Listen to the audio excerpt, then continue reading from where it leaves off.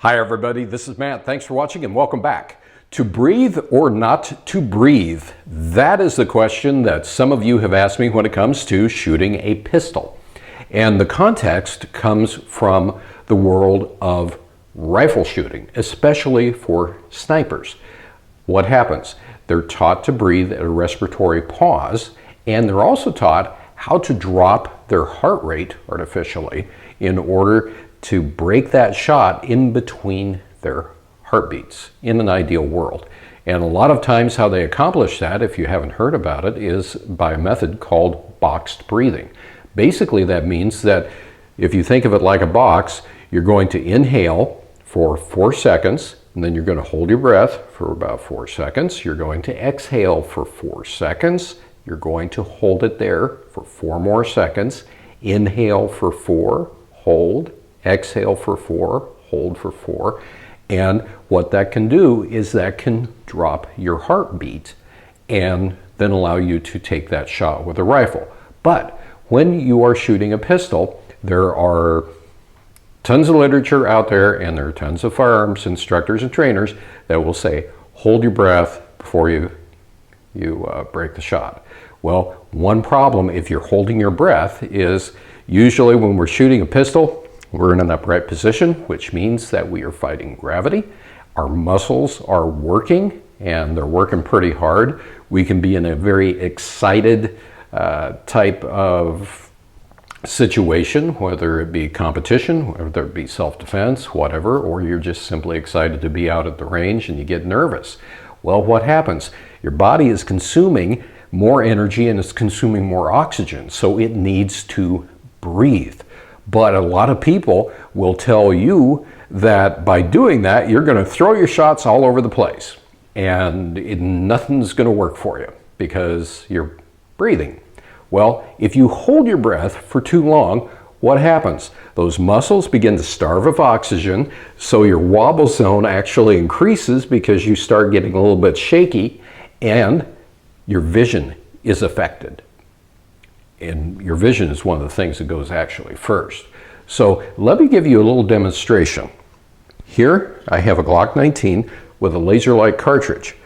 I'm going to just have an artificial target, and there's just a little thing on the wall that I see, and I'm going to show it to you with my cert. So I see it right there. So that little guy right there is going to be my target. And what I'm going to do is I'm going to breathe in and out of my mouth so you can actually hear it, and I'm going to use that as my target with the laser light, and you can tell me if I'm throwing my shots wildly because I am breathing.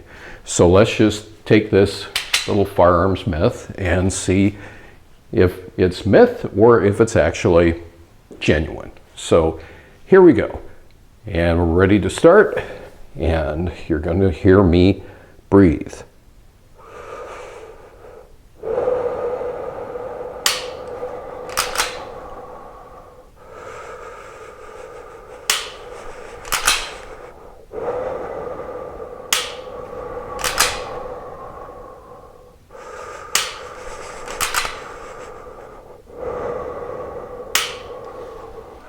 Okay. How did that look to you? Did you see any shots going really wild, high, low, off to the side, anything like that? No, I kept feeding my muscles what they needed, which was oxygen.